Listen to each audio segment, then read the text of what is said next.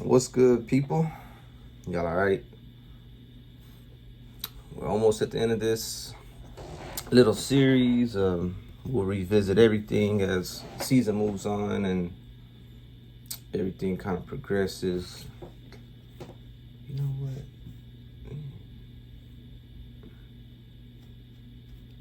Let me see something. But either way it goes, we've coming on some good discoveries today. We're going to talk about the Dolphins. The Miami Dolphins are contenders, fringe. Big question mark. Of course, it's going to be Tua's his health. I think when we saw Tua play last year, the Miami Dolphins were they go like on a they went like on a like 6-0 run or something like that. So we'll take a look at some of those Miami Dolphins depth chart. I'm trying to get some little background music playing. It's a very old computer I'm on, so I don't know what it has going on. I just want a little bit of just a little background music, man. It's a little quiet. I like that, but man, we'll see. Just gonna do it.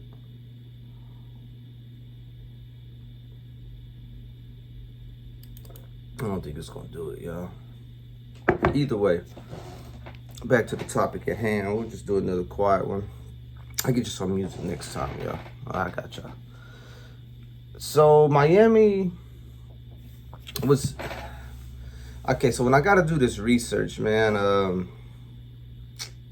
I go and I look at the other teams and other podcasts, people who are doing kind of the same things that we see all our great Cowboy content creators doing. And one thing I find very interesting is that a lot of these guys feel that their teams are teams with their quarterbacks, right? So it's one particular Miami guy I was kind of listening to. He was pretty high on Tua. And not high, but basically kind of put Tua and Dak in the same category. And I can't really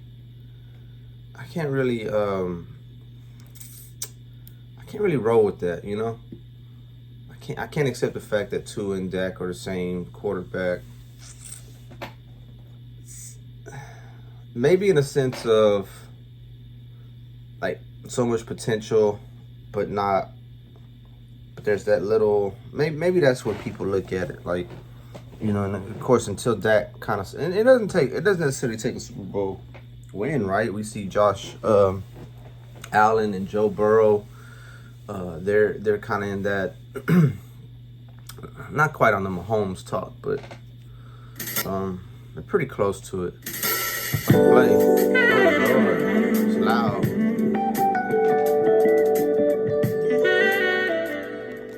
I'm at a wedding. We'll play that though. That's a good song. I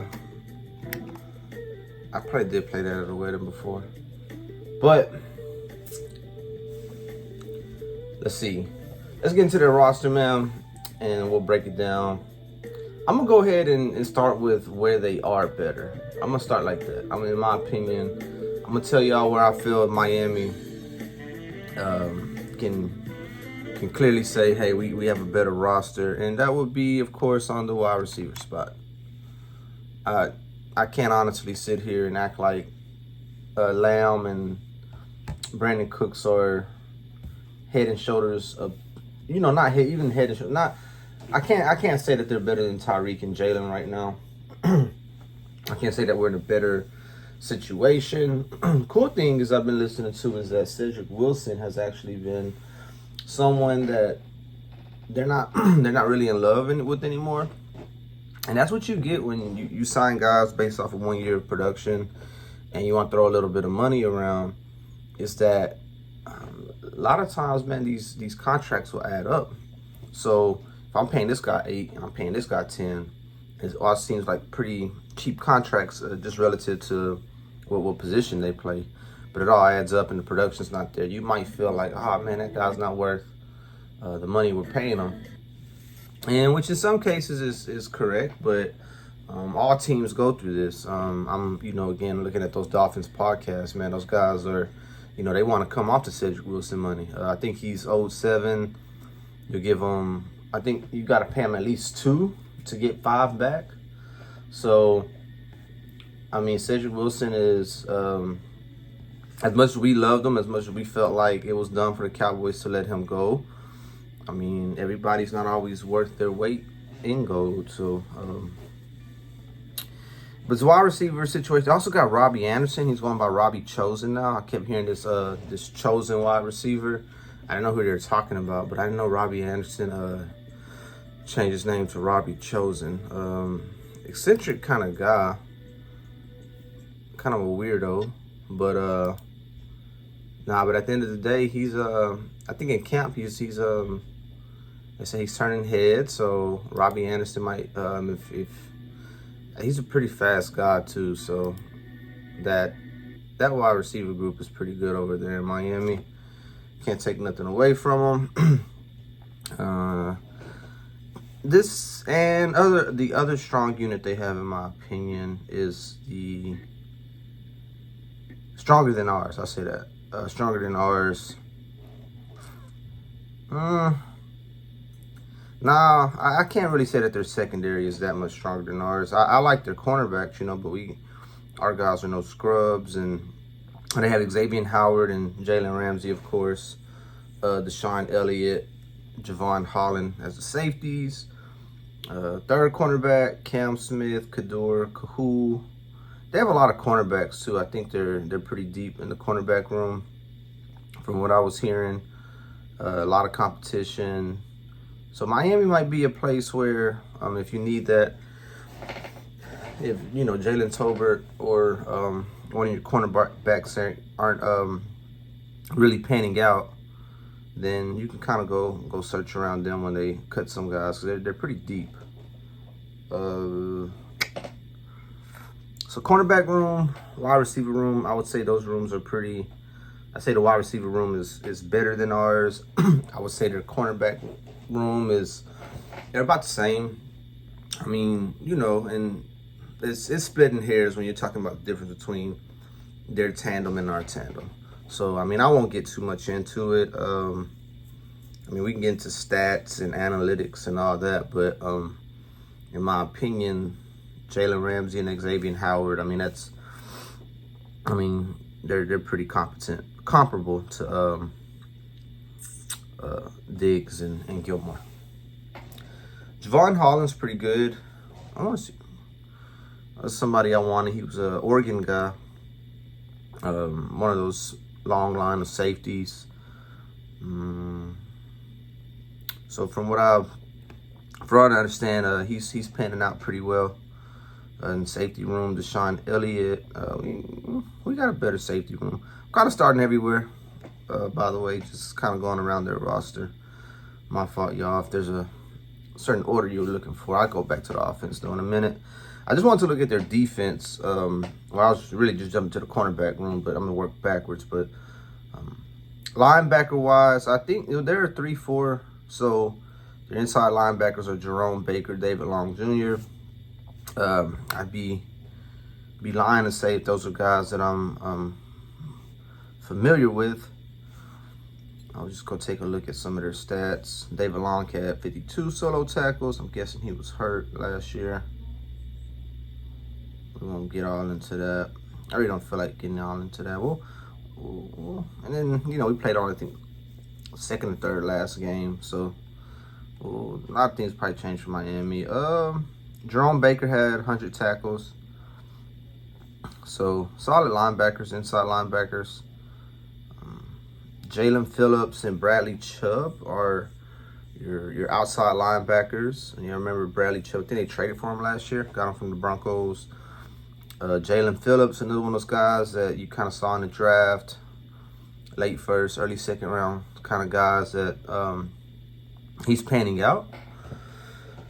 Christian Wilkins, they just gave... No, I'm thinking. Did they get Wilkins money? I know they gave Quentin Williams. They got some big boys, though. Man, the AFC East might have the best collection of interior guys. I mean, I know in the NFC East we got some pretty good guys.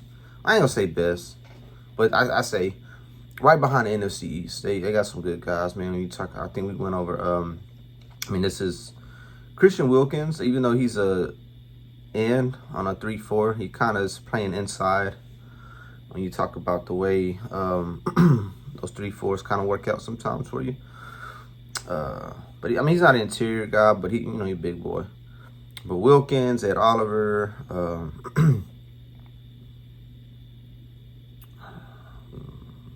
forgetting with the Patriots right now. But then you got Jets, Quinn Williams. So yeah, man. So D-line, defense, man, they're pretty solid. I think inside linebacker, you know, it's a good thing you don't have like any all pros there. Safety position is, you know, Deshaun Elliott is another guy that's not super household name, but I mean, I'm Dolphins fans. Y'all probably could tell me more about him. But they got some guys on the defense, man. Wilkins, I think Emmanuel Ogba is part of that name. I don't pretend to know everybody in the NFL, y'all. But that's why we're doing this, man. I want to be, you know, more familiar with the rest of the league. So you gotta look at stuff, man. So defensively, man, Ramsey, Howard, Holland, Chubb, Wilkins. They got some guys on the defense. AFC East has some pretty good defenses that we'll have to face this year. But all of them aren't super perfect, and so you can hopefully exploit them. But another thing is our defense isn't too shabby. And let's talk about their offense and see how our defense would match up. But overall, I mean, I'm sorry, with defense, cornerbacks are comparable. I like our safety room a little bit better just for the depth reasons, even though Javon Holland is playing well. I mean, I don't think he's like, I don't know, Ed Reed compared to Barry Church when it comes to him being compared to our safeties, but he's a pretty good player. Defensive line, pressure-wise, I mean, we just got, I mean, again, Micah Parsons is a guy who, I mean, you make a Bradley Chubb kind of guy, Jalen Phillips, when you can make them look kind of regular. You know, you got your special guys. So I like our pressure, I like our depth. I think our interior is a little unproven, so, you know, you can't really compare them to, like, you know, our big boys to guys like Christian Wilkins. But that's on a wait-and-see basis. Things will be a little different after the rest of this year. But let's finish up on offense, and, man, we'll get out of here, man. We'll wrap this up. So we talked about Tua a little bit. Only, like, I know Tua was doing very well in just those wide receivers you have over there in Miami. The health thing is an issue, but I mean, you just got to kind of wait and see. You know, even though, you know, guys can be injury prone and show you, it's still a wait and see kind of thing. So, I like our quarterback over Tua, like, all day, every day. So, we'll see. Best of luck to Tua, though. Hopefully, you know, everything is well. He can have a long, healthy career. But just, I mean, some of those hits, man, and just some of those things from last season, man, it was a little unnerving. So, best of luck to Tua this year. But I like our quarterback better for multiple reasons. I mean, it's not even like the talent more than it is just stability, right? Just the stability. I think Dak has kept us pretty stable, you know. So, and I can tell you what it's like to have instability at the quarterback position too. I'm old enough, so y'all better be careful what y'all wish for when y'all are trying to kick that man off the team. Running back room, you got Raheem Mostert, Jeff Wilson Jr., Devon A. Devon A-Chain. One interesting thing I did hear about Jeff Wilson was last year, I think, the Niners. I think he comes from the Niners, and McCaffrey came and he wanted to leave. I think he's trying to be a feature back, and so he's one of those guys. I think Miami might have a sneaky good running back room. Depends on how A-Chain. I've been hearing some pretty high praises on their end. I think that's one guy that they have as like their kind of their sleeper. I think it was a second or third round pick, but a guy that I actually wanted. So I'm hoping Deuce Vaughn can be just as much as give you just as much production as this guy is going to probably get to Miami. But wait and see basis. Let's see. But the running back room, man, people are sleeping on Tony. It's crazy how much lack of love Tony Pollard is kind of going through. But I mean, he's a real good running back. He's very good, and I think he has just a little bit more, just special traits than a lot of these running backs that we've been going over. And I get, the new NFL running back rooms and committees and all, but I just feel like when you got a guy with special traits, I mean, I don't just look at Tony Pollard as just a running back, but he's a playmaker, right? So something you don't really see from Raheem Mostert, or we'll see what A-Chain kind of brings, and Jeff Wilson Jr., but you don't see this from these guys. And running backs, even though they're just being crooked right now, but that's still a very important and special position. It's just unfortunate that the NFL kind of has their, they have a perfect system, man. You can position like that by the time guys are done with their rookie contracts, they're not going to be able to justify getting that second contract, and that's just savings. That's just a way you can save. You can get, think about how much money they probably make off of running backs. Like, even though running backs aren't what they once were, you got to know that those Josh Jacobs jerseys are selling for the Raiders. You got to know that there was a pickup on Tony Pollard jerseys for the Cowboys. These guys still bring in money. They still do things at a position that will bring attention and the highlights and get you clicks. And so I think they're worth every penny. But they gotta figure out a way to kind of make it a little bit more fair on both ends, right? And I can understand, like, as a business, you try to do things to where you get as much favor out of it, but that's I don't know, that's a little greedy. So got to do the right thing, NFL. Got to figure out a way to where these men can get a little bit more money, and yeah, because it's so quarterback driven, and you don't even realize, like, certain I don't know, certain GMs don't even understand, like, there's other ways to win, championships besides having the top quarterback, because at that rate, like, only one or two teams are technically contenders every year. So yeah, so that was my spill on the running back position. Tight end wise, a whole bunch of guys: Durham Smythe, Tyler Croft. I think they had Gesicki last year, got rid of him. Saubert, Higgins, Elijah Higgins. Just guys in the tight end room. I think it's kind of a wash with ours. A bunch of unknown guys. You don't know who they are. So I don't see Miami really having an advantage in the tight end room. Have a fullback, Alec Ingold, knowing, what's their guy, McDaniels, the coach. Comes from the 49ers. They like the whole fullback thing. What's the name? Jurasek. The Jurasek guy.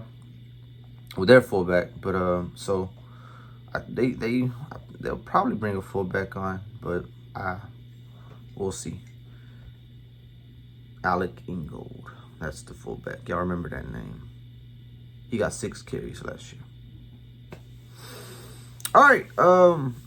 line-wise, I think the only guy that they're really high on is Teron Armstead. I think he's dealing with maybe an injury, something of that nature. But he's a guy. He's a dude. So that's about their best guy on their line. You got Liam Eichenberg. Connor Williams is now playing center. Fun fact for all my Cowboys fans who remember Connor Williams. He was at left guard. I was just always getting thrown around. Played well against Aaron Donald. He's the center. I think he's looking for more money. He kind of threatened to hold out, but I don't think he's going to hold out. I don't think he's not that. It's very expensive to hold out. Robert Hunt, Austin Jackson. So, guys, they're guys. They got Isaiah Wynn. He was a pretty high pick from the Patriots a couple years ago. Didn't really pan out. So, they got guys, man. But I like our pass rush to be able to take advantage of their line. And then you would just have to contain those wide receivers. Tua can be a threat. So they have a good offense, man. Like good weapons, but I think they just average offensive line play, and that's something very sneaky, very underrated is the offensive line. They just kind of quiet guys, man, big guys, do their job, go home, nothing flashy. So you never know that they're how important they are, because they don't let it be known how important they are. But they're very important. And having a great offensive line is a very key component in building a championship team, those trenches. So I don't love, I love I like our offensive line better than theirs. And just through this exercise, it kind of helped me realize like how good we have it at offensive line. Even though, we're just spoiled. We're just spoiled for having a dominant offensive line for so long. And now that it's not dominant anymore, we're like, well, why aren't we dominant anymore? So we're still good at offensive line. It's just that we've been kind of picking up other pieces, right? If you I get it. I always want to draft O-line every year. Every year I'm looking for the best offensive lineman, but sometimes you got to bring in a Mozzie or a CD or a Micah Parsons. So you can't always. And probably every one of those drafts, I probably wanted an offensive lineman. So, that's what would happen if I was a GM. Cowboys have a whole bunch of offensive linemen. But that's the rundown for the Miami Dolphins, man. That didn't take too long. Miami overall isn't a team that, but it is a team you got to respect. Backtrack. It is a team you have to respect, but looking side by side, I like our roster a little bit better than Miami. I love their wide receivers, man, Tyreek and Jalen, but that's not enough. You still have, again, our pass rush, I think, will take advantage of their O-line. I think our I think our secondary will kind of contain the wide receivers a little bit. Not much, but just enough. And I think our offense is good enough to... they got a good defense. So, that would be a good matchup, the offense and the defense that day. But I think our O-line can kind of hold up against their pass rush. That's kind of the way I've been looking at it. Is our O-line good enough to... Can our O-line hold up another team's pass rush better than that team's O-line can ours? So... in a lot of cases, man, your pass rush is that much stronger than somebody else's, and then your O-line is that much better than the next team's. Those are two good components to have going for you going into a game. So, but that's the Dolphins for y'all. As you can see, they're not, they're immortal. They're mortal. They're not immortal. So. But we'll see, man. We'll see. And Tyreek Hill still has to... Oh, he reached a settlement. Okay, cool. I'm looking at that on the news today. He reached a settlement, and did he slap somebody? So I guess he's going to be good for the season.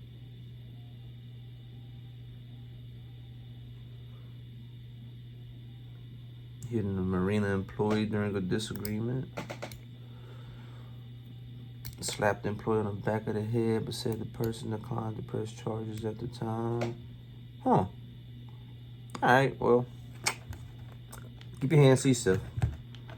But other than that, it's been good, y'all. I'll try to get some music next time. And we'll go to the last team, the Lions. And then after that, man, we'll just have a free-for-all. And hopefully I can just be a little more consistent with this content. Y'all be cool.